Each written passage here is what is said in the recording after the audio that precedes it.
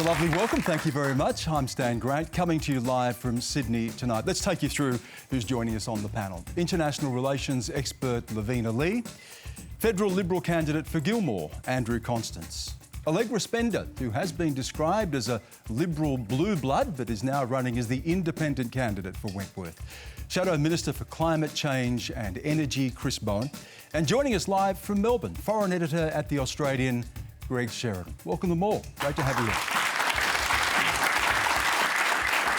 Yesterday in Parliament, underprivileged, the Prime Minister described the deputy opposition leader, as the Manchurian candidate. How does the panel hold that in context against other cabinet ministers in the Liberal government? Say, for example, Andrew Robb, who was the then Trade Minister, who was responsible for the approval of the Darwin port and signed off on it, and then immediately afterwards left and took a job working for the Landbridge Company, a CCP associated company, and went off and took a job with them immediately after making that decision. Does it really matter that China is attempting to place candidates in our democratic process when sitting members of our Australian Parliament are so easily purchased? Yeah, thanks for the question. A lot to that. Greg Sheridan, I'll start with you. Well, Stan, look, that's a great question. So I am very critical of Scott Morrison for uttering the words Manchurian candidate. They were absolutely wrong. He said them about Richard Marles. Richard Marles is a patriotic Australian. He doesn't serve any national interest other than Australia's. We ought to note that the Prime Minister immediately withdrew the comment. It was a stupid thing to say. Generally, this week, I think the government has substantially overdone its China rhetoric. And it's right to be critical of China, although I think the rhetoric is overdone. But it's wrong to say the Labor Party has been disloyal or un-Australian or not followed Australia's interests while it's in opposition. I give the Albanese opposition high marks. They supported AUKUS, they support nuclear-powered submarines. The opposition in the last term opposed the extradition treaty, which the Turnbull government was trying to ratify with the Chinese government. However, I think the government is perfectly entitled to subject Labor's actual record on national security to withering scrutiny. In its last term of government, Labor cut the defence budget to record lows. It said we desperately needed 12 regionally superior subs and then started ripping money out of defence and did nothing towards the subs. It had a catastrophic failure on border security. So that seems to me more than enough for the coalition to be going on with. I think making up these silly charges of, Labor serving someone else's national interest, I think that's wrong. I think it's unfair to the Labor Party, and I think it devalues the rhetoric of national security. Chris Bowen. Well, thank you, Magnus. I've been in Parliament a while, and it's probably the grubbiest thing I have seen in Parliament. It was utterly disgraceful, inaccurate and appalling. And of course we face geopolitical challenges from China and Russia. But I'll tell you what our biggest asset as a country is. It's actually not our military hardware. It's actually not many things that you might think of. It's our national unity. The fact that we come together as one in the national interest. And the Labor Party has done that consistently. And to undermine that in Parliament is utterly appalling. Dennis Richardson, probably our most esteemed former diplomat, former head of ASIO, former ambassador to the United States, former head of Defence and DFAT, Department of Foreign Affairs, said it was beyond grubby. And he's right. And it's also inaccurate. I mean, Andrew's here. Perhaps Andrew could explain to all of us what policy difference there is between the Labor Party and the government on China. Is it South China Sea? No. Is it Taiwan? No. Is it Hong Kong? No. Is it extradition treaty? No. We blocked the extradition treaty the Liberals wanted to put through. Is it Huawei? No. On every single strategic matter, the Labor Party has acted in the national interest. There has not been one policy difference. So it is utterly irresponsible, deeply reprehensible and entirely inaccurate. And frankly, it's desperado stuff from the government in the lead up to the election. They are questioning people's patriotism as an act of political desperation. I'll go to Andrew in that minute, but what about the substance? Greg raised some questions there about commitment to defence, Sure. supporting defence, defence spending, and given what you've outlined, and indeed you've been criticised by your former Prime Minister Paul Keating for being too in lockstep with the government when it comes to China, Why would the Global Times, the mouthpiece of the Chinese Communist Party, say would prefer a Labor government? Well, that article was actually written by an Australian, to be clear, and what they said about what they said about Scott Morrison was probably more complimentary than most of the text messages we've seen from his cabinet colleagues. So let's keep that in context. And in relation, we're happy to have a national security debate. I mean, this government's had 6 defence ministers in 8 years. They've had massive blowouts. They've had 3 attempts at a submarine deal. I mean, they've got 2 wrong, and now that we're expected to believe that the third one is the right one, all of a sudden, when they've had 3 goes. And one of the most challenging national security challenges for our country and our region is climate change. I mean, we live in the region most impacted by climate change in terms of impact on population. There are literally hundreds of millions of people in Indonesia who will have their homes inundated by rising sea levels. This is a national security challenge. We're putting aside even the Pacific. And they have no national security and climate change strategy, and we will.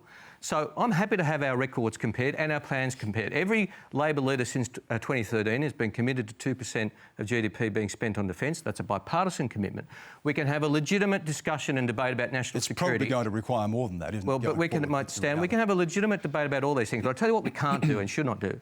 A legitimate debate about the patriotism of either side of politics. It's disgusting. That is not legitimate. Let me just stay with you, though. If there's not a difference in policy or approach to China, is there a difference in the way that it's communicated or a difference in emphasis? I want to take you to what Penny Wong said last year when she was delivering her landmark speech on Australia's place in the world at the Australian National University. And she said, expressing who we are in narrow and exclusionary terms can inhibit potential for alignment, and it can diminish the cohesion in the Australian community. And she pointed this out. Recall Tony Abbott's championing of the Anglosphere and how that was perceived in the region. What's wrong with the Anglosphere, which has been the bedrock of Australian security since Australia for the last 200 years? No, I'm familiar with that speech from Penny. It's a very good speech. And our view is you can do these things. We support AUKUS. We also support... But why criticise it publicly in a way that we know when China criticises America or Australia, it precisely talks about things like that? Well, Stan, if I could make the point, we don't believe it's an either-or. You can support AUKUS and also support deeper engagement in the region. Our policy is to have a special envoy to ASEAN, for example, and to lift our level of engagement in ASEAN. The Southeast Asian region is where the geopolitical contest is actually going to be at its sharpest edge. We believe in deeper engagement. We believe AUKUS has a role. We believe the Quad has a role. We believe ASEAN has a role. We believe APEC, which is we take a lot of pride in the Labor Party, has a role as well. These are all important institutions. But as I said, what we don't do is divide. I mean, we've had a government senator, Senator Abetz, require Australians of Chinese heritage to affirm their loyalty to the country when they're giving evidence before a Senate committee. Didn't ask anybody else, didn't ask any Anglo-Celtic people. It was utterly disgusting. This is my point about division. We have a great asset in Australia, it's our unity. And part of that unity is bipartisanship wherever possible in the national interest. We've provided it. I mean, the government doesn't know how to take yes for an answer. I mean, we say yes to these things and they still, because they see a little potential focus group-driven political opportunity, they decide to question the patriotism of good Australians and they decide to rip up that unity. And it sends a terrible message to our allies, because one of the most important messages to our allies is governments can change, but important fundamentals are respected. There's an old saying that Labor Prime Ministers and Liberal Prime Ministers have good relationships with Democratic and Republican presidents, and it's true. But when a government says if the next election the government changes, it undermines that understanding of our allies. And I'll go back to my opening point. It is deeply, deeply irresponsible. And I would really like to hear what the matter of policy difference is between the government and the opposition on these matters, because frankly, there isn't one. Andrew Constance, why are we hearing this rhetoric, this, as Greg has said, using language like the Manchurian candidate and how damaging that can be? Why are we seeing this tack? Well, first of all, those words were withdrawn, and that's appropriate. This country needs to be very strong in its position, its language, its determination, its sovereignty, and we can't continue to see what we're seeing. We have an incredible engagement across the region. There is without doubt. But the coercive pressure that we are under and how that's going to play out on households to critical supplies, it wouldn't matter if it was fertiliser for farmers. We've seen the AdBlue issue. it is going to mean as a country we have to be very sensitive to our critical supplies and that engagement. We do not want to continue to see the coercive economic pressure that we are seeing. There is no doubt... Politically, was this a mistake? Beg your pardon? Politically, was this a mistake, using that sort of language? And we've seen, we've seen the chief of ASIO even coming out and warning against the dangers of using this type of language or intelligence in this way. Well, certainly I think we should be listening to the experts in terms of ASIO. There's no ifs or buts in that regard. But what I would say, certainly, is there's no room for loose language. There should be no sanctions out of China on Australia in any form, and we should be firm on that. In terms of what we're seeing in Europe at this point, I mean, to think that the Ukraine had a National Unity Day yesterday, which we should have all stood so firmly as a world, looking at those young people saying, you know, we're looking to the West, we're not looking to the East, and the old-style USSR. I'll get you to hold that thought, because we are going to come to the question of Russia. Can I just come back to you, Magnus, on that? And you had your hand up, so you obviously want to respond in some way. But the second part of your question as well, when it came to Andrew Robb, I want to point out as well, it was the Northern Territory government that signed off on that deal when it came to the ports. And Andrew Robb, of course, no longer works in that position. But what are your concerns there about former politicians working for Chinese companies, potential influence and interference? And what about what you've heard here tonight? To the first part? Yeah, I think there's definitely, and most Australians would say this, I think, there's definitely a problem in the political system around politicians being able to take advisory and lobbying roles after they leave Parliament. This is a massive issue. And I think the other thing I really just wanted to say, I think when you were asking about the language of the Manchurian Candidate, I think when you look at the context of that statement, but also a Prime Minister who held up a piece of coal in federal parliament when there's a rule around no props.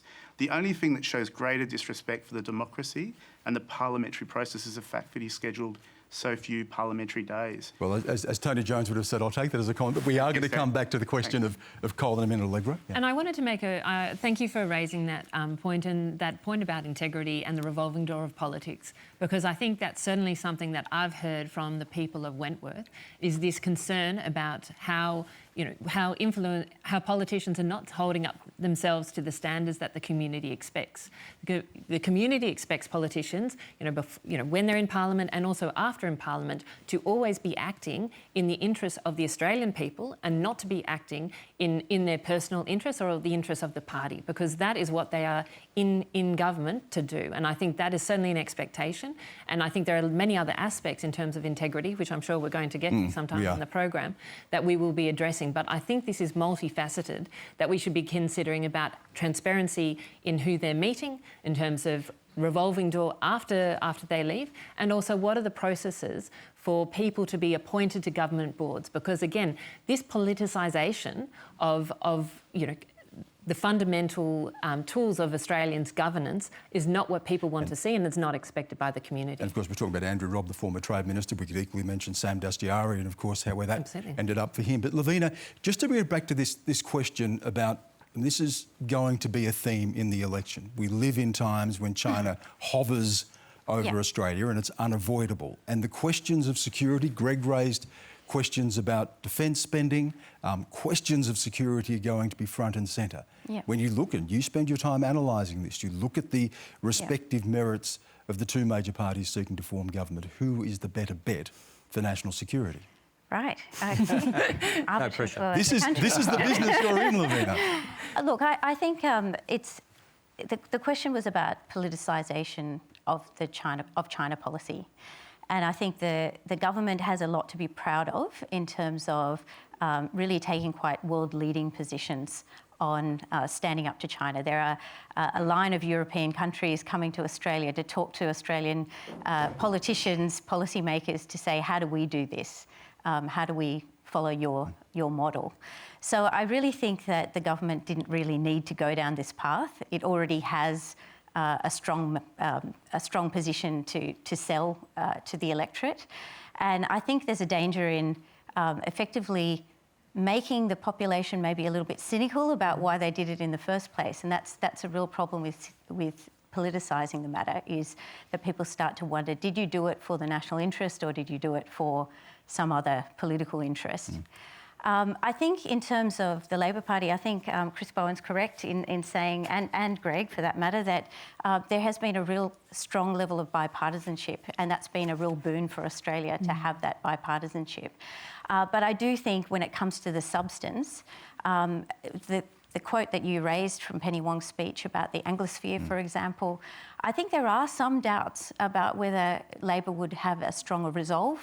And that's not to say that Labor can't dispel those doubts, but I think when you have elder statesmen in the party like Paul Keating or Bob Carr for that matter, who put forward some quite softer positions, sometimes you might even say a bit defeatist about China, I think that the current leadership, the current Labor Party probably needs to come out more strongly and refute those positions, not merely say that they disagree with them. I think they probably were, and I don't know that Bob Carr and Paul Keating would describe it as defeatist, but we'll move on. Thanks for having me. So my question is about international relations, as you say, the Ukraine and Russian crisis. So currently, the world is focusing on this crisis, and I'm just wondering, what are the geopolitical implications for the Asia-Pacific region, depending on the path that Russia takes? Thank you for that. Greg, I'll bring you back in on this because, of course, we did also see during the Olympic Games the signing of what's being called this No Limits Pact, or a new form of alliance, if that's not too strong a word, between China and Russia. What are the implications? Ukraine may seem like a long way away. Australia has already lost people as a result of the conflict. Remember the downing of the Malaysian Airlines plane. But what are the reverberations for our region? Well, Stan, and I really appreciate the question, the connection now between everything on the globe is very intense. So the Biden administration made a debacle of the way it withdrew from Afghanistan. That diminished its sense of competence, its aura of consequence in the world. No one is watching what happens in Ukraine more closely than China. So there are different ways that Ukraine can affect what happens in Taiwan. Of course, Ukraine is tremendously important in its own sake. 44 million people, they deserve not to be assaulted by Russia, not to have their sovereignty trampled on. But in terms of the outcome for the Asia-Pacific, if Putin just manages to keep a sense of crisis in Ukraine all the time, he will hope to divide NATO and draw America into sending a lot of resources to Europe, which are resources that he takes away from the Indo-Pacific. Already, it's an open question whether, in conventional terms, the United States could deal with a Chinese invasion of Taiwan. I don't think there's a simple one-to-one relationship that if the Russians invade Ukraine, the Chinese will think that's good timing and they'll invade Taiwan. But if the Americans react without consequence, or the Europeans are divided from the Americans, and we've got to, recognise incredible European weakness here. Western Europe is much bigger and much richer than Russia, but it can do nothing against Russia unless America does it for it. This will affect the way China views its prospects in Taiwan. And just as Putin has many, many options in Ukraine, from cyber, through limited territorial acquisition, through missile strikes, through disinformation campaigns, all the way up to invasion, so Beijing has many, many options in Taiwan, from cyber attacks, disinformation campaigns, grey zone activities, maybe taking one outlying island first, perhaps blockading Taiwan as Russia might blockade Odessa. And if the West fails in Ukraine, that will not only be a tragedy in itself, but I think it increases the likelihood of Beijing doing something military and kinetic and violent and terrible in Taiwan. Lavina, both Vladimir Putin and Xi Jinping have expressed a view that they believe that the West is weakening, is waning. They point to things like the American withdrawal from Afghanistan and the return of the Taliban as evidence of this. It is a question, as Greg says, isn't it, of American resolve, and particularly for Australian security, that resolve is absolutely essential. How do you assess that at the moment, vis-a-vis China and Russia and the potential for some form of military action in Taiwan? Yeah, I mean, look, I think it is, as Greg said, it is a litmus test of the resolve of the United States and its allies and partners.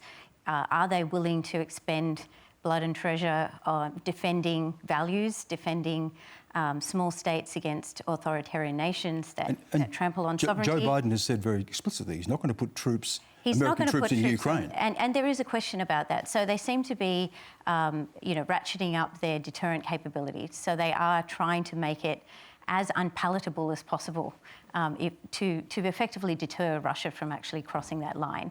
But it seems as though they're spending more efforts to make an invasion more difficult as opposed to stopping the invasion in the first place. So yes, there are, the military action is off the table. I think they haven't probably armed Ukraine sufficiently. I think they could do more. They are threatening quite legitimately, I think, that they are going to put quite serious financial, technological sanctions on Russia, which should make him think somewhat twice about whether it's worth it. Things like denying Russian entities, and not just small entities. So Russia has been under sanctions since it took Crimea. But now we're talking about including large Russian entities and stopping them from getting access to the American dollar. So that will have quite major implications for Russian entities and any other country that wants to do business with Russia, including Chinese entities, will also be subject to effectively secondary sanctions. Allegra Spender, you're seeking to enter Parliament at a time when we are really at a bit of a hinge point. And Greg's talked about that, and Lavina's laid out what the risks are here and the risks for the region. For someone like Vladimir Putin, who's weighing up the cost of sanctions versus achieving his aims in bringing Ukraine back under his sphere of influence and stopping it entering NATO, what are the options for countries like Australia, middle power countries, in being able to influence, bring some influence to bear in situations like this? Look, I think Australia needs to work with its allies, and I think that is absolutely appropriate, and it needs to work in conjunction with the different groups that Australia is part of, and look at the economic sanctions, which are certainly the things that we would expect to see Australia to participate in relation to Europe. And I think then Australia also needs to consider, I think, the point that was raised about what this means in terms of China's relationship in our area, because that is going to be something that is of greatest importance to that. Can I just ask you, though, there is a cost to be paid here, and Australia has paid a cost already from standing up to China, a real cost to our economy. We know that there have been trade bans placed on various products. There's a deep freeze. Australia doesn't speak to China, or China doesn't speak to Australia. So how do we navigate that, knowing that there is going to be a cost, sometimes a cost even greater for countries like us than, say, the United States may pay? Look, I think that, I guess two things on this. One is that, we have paid, I think, a high price, for what we've done with China, and I think what we've done with China is completely appropriate. That said, I think we have missed the opportunity to continue to have ministerial relationships and to have some back channels open with China, which I think could be helpful in terms of maintaining. But if they won't speak to us, what do we No, well, I think, but that is about the quality of the relationship that we foster as well. And so I think those are real questions, and I think we need to make sure that we are using our diplomacy appropriately in that situation. And then I think, I know there are always costs, but I think we should also look at what are the opportunities and also what are the lessons from this. And I look at Russia, what is going on in Russia, and I say, look, one of the reasons why Europe finds it difficult to deal with Russia is because of the dependence on gas and energy. And I think that actually brings us back to what Australia's opportunity is in its world, in being a really opportunity in terms of a clean energy superpower, and actually playing a really positive role in terms of being an export that the rest of the world can depend on. And it also reflects in terms of what we should be thinking about our own energy security and our own reliance on foreign oil. My question is to all the panels. Any person who is super intelligent and greatly helpful to the society cannot get elected unless he or she is super rich or supported by super rich people. This is the reality of politics today. I am afraid that this cannot be called democracy. What do members of the panel say about this? Allegra, you're rich. Does it make it easier to get into Parliament? I thought this was coming to me. Look, I think that, you know, the Australian Parliament needs to be a place which is represented by a broad range of people, in terms of gender, in terms of background, and in terms of in terms of ethnicity, and more broadly, what the great qualities of the Australian country. And I think that that's important to absolutely all of us. And I think then you look at the Parliament and say, look, how do we make sure that this is truly accessible to everybody who wants to participate? And I think I come back to actually some of the, you know, a bit of the questions that we raised at the start in terms of integrity, in terms of what is the options for people to get involved in politics. And you can certainly get involved, you know, through the parties, but I think, you know, political donations are really an issue in this country, and it's something that we should absolutely reform. And I absolutely invite the Liberal government, who's in power at the moment, to consider what donation reforms it could undertake to make sure that many people can really participate in that democracy. Well, that said, I'd like to add something else, is to say, you know, I don't have a full socioeconomic background of everybody in Parliament, but I don't believe that everybody in Parliament is from a super wealthy background, and I think it's really important to make sure that people are encouraged. Chris is sitting next to you. I think Chris would. Not rich or super rich, no. I think that it's really important to say that there are options open. So I think I've got a more positive view than perhaps than you shared there. Let me just come back on the question of donations in a minute, but it is an interesting question, Chris, because, you know, there's a time, days gone by, when you'd have, you know, train drivers and shearers in Parliament, and it's become incredibly professionalised.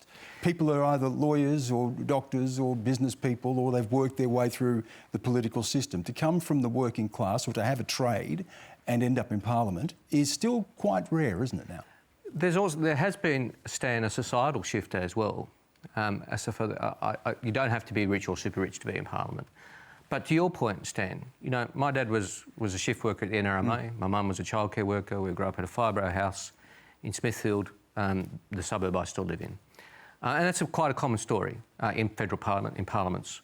I'm the first in my family to go to university, and that would be a very common story, certainly on the Labor side, that, you know, we are the first generation of the sons of and daughters of tradespeople and shift workers who had the chance to go to university. My parents were smart enough to go to university, but they wouldn't have dreamt of it. Same with my grandparents, my great-grandparents, etc. And so that's that shift, which, again, we're proud of in the Labor Party, because we think we played a role in that, in the opening up of universities and the lifting of the school retention rates in the 80s and 90s up to 90%. It was 30% in 1983 of kids who finished Year 12. By the time we left office in 1996, it was 90%. And a lot of those kids went on to university. Now, you don't forget that. You know, I don't forget my dad coming home at 7 o'clock in the morning from shift work. I don't forget my mum looking after five kids, you know, to get, you know, to support the family. You don't forget that. Yes, we managed to get to university, and that's a wonderful thing.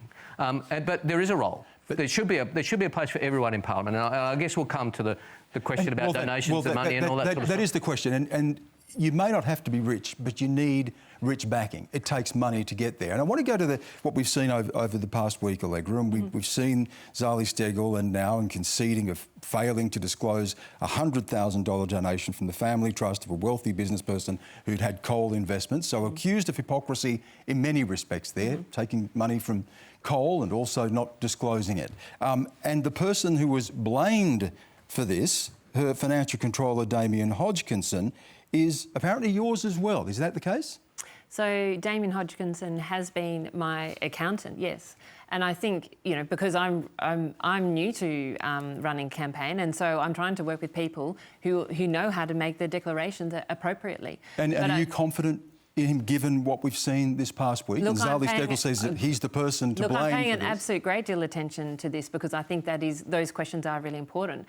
But I actually think there's another option here, and I think that you see it with someone like Cathy McGowan, with how she built her political career, because she wasn't rich and she wasn't really backed by really rich people, but she actually got her community together and said, what is important to you? and she listened to that, and through that built. And she actually built a grassroots movement that enabled her entire community to say, look, we want to change, a very safe seat to achieve something where our community feels truly, truly represented. So I think that there are a couple of different ways to get there, but one of them is actually mobilising your community, because some of the most impactful things that you can do in this election and more broadly is get organised just with people. Some of the most effective parts of what we're doing is actually just saying, getting people together and saying, what's important to you, and put on a T-shirt and get out and about. So those are really important places to start, and there are options there. Are you just on Damien Hodgkinson? He's going to remain as your financial controller, advisor? We are looking at all options in terms of how to make sure that everything is done absolutely effectively, because this is a very serious issue. So perhaps he won't? I'm just making sure that I do the right, I have the right returns and everything from that point of view. So I want to make sure I'm going through everything with a really fine-tooth comb, and if there are any concerns, then he won't, or if he would like to move on otherwise. As always on Q&A, so many questions, so many answers, and so little time. We've run the clock down. So thank you all again for joining us here. Thanks to our panel, Lavina Lee, Andrew Constance, Allegra Spender, Chris Bowen and Greg Sheridan. And thank you as well for all of your questions.